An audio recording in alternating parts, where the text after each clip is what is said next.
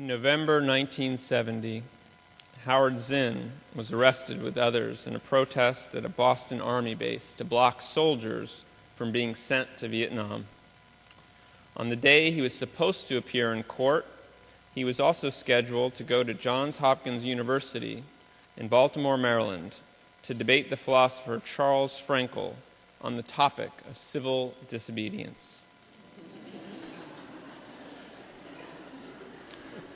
He chose to defy the court order to both explain and practice his commitment to civil disobedience.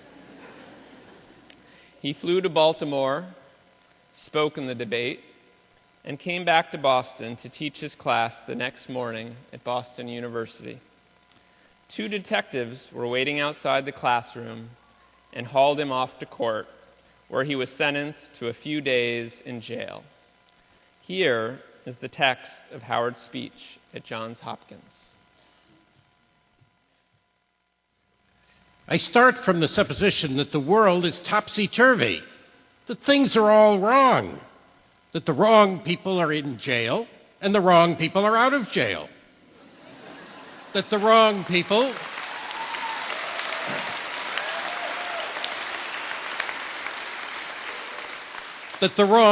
are in power and the wrong people are out of power. That the wealth is distributed in this country and the world in such a way as not simply to require small reform, but to require a drastic reallocation of wealth. I start from the supposition that we don't have to say too much about this, because all we have to do is think about the state of the world today and realize that things are all upside down. Daniel Berrigan is in jail, a Catholic priest, a poet who opposes the war. And J. Edgar Hoover is free, you see.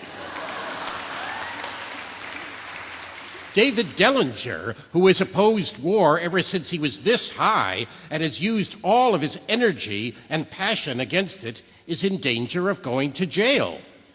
The men who are responsible for the My Lai massacre are not on trial.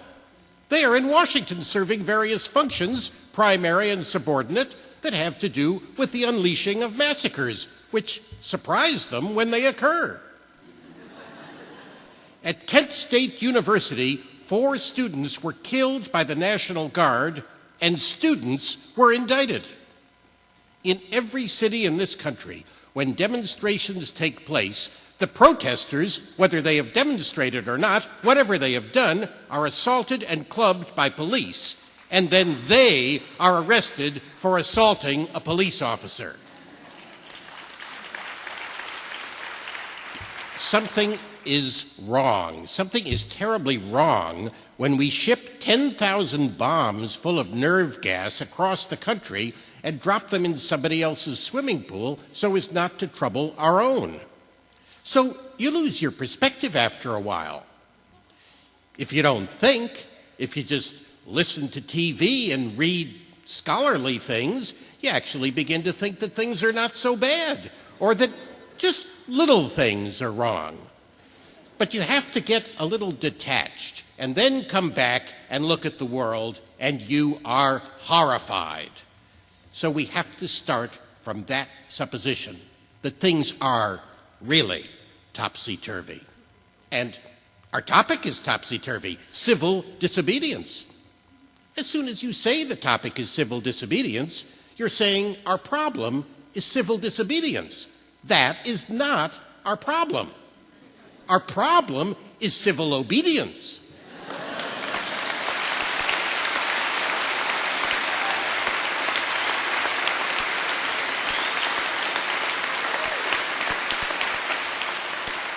Our problem is the numbers of people all over the world who have obeyed the dictates of the leaders of their government and have gone to war, and millions have been killed because of this obedience.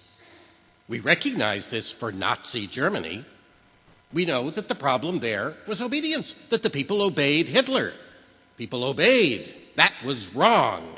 They should have challenged. They should have resisted. And if we were only there, we would have showed them. Even in Stalin's Russia, we can understand that. People are obedient, all these herd-like people. Remember those bad old days when people were exploited by feudalism? Everything was terrible in the Middle Ages. But now we have Western civilization, the rule of law. The rule of law has regularized and maximized the injustice that existed before the rule of law. That is what the rule of law has done. When in all the nations of the world the rule of law is the darling of the leaders and the plague of the people, we ought to begin to recognize this. We have to transcend these national boundaries in our thinking. Nixon and Brezhnev have much more in common with one another than we have with Nixon. J. Edgar Hoover has far more in common with the head of the Soviet secret police than he has with us. It's the international dedication to law and order that binds the leaders of all countries in a comradely bond.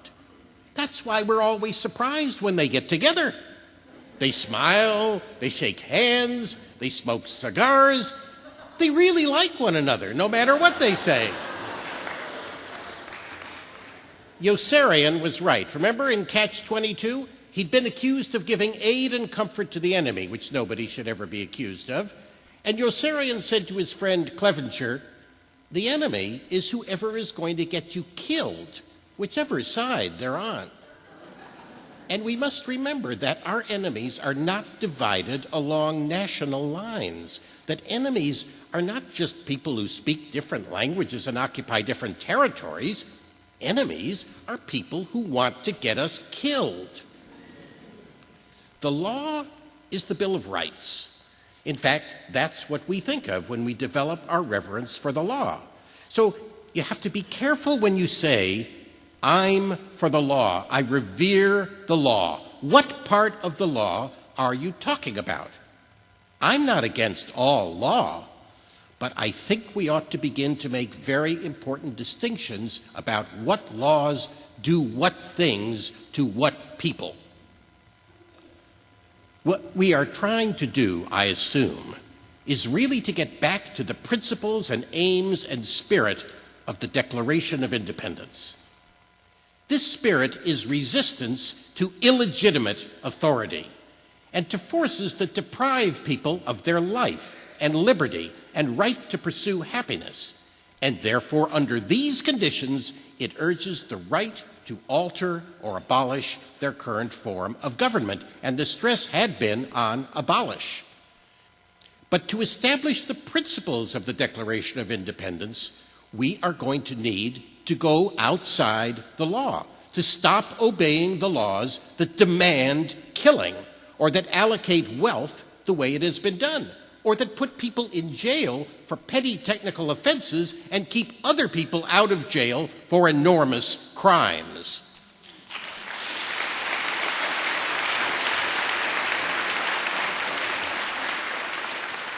My hope is that this kind of spirit will take place not just in this country, but in other countries, because they all need it. People in all countries need the spirit of disobedience to the state. The state, which is not a metaphysical thing, but a thing of force and wealth.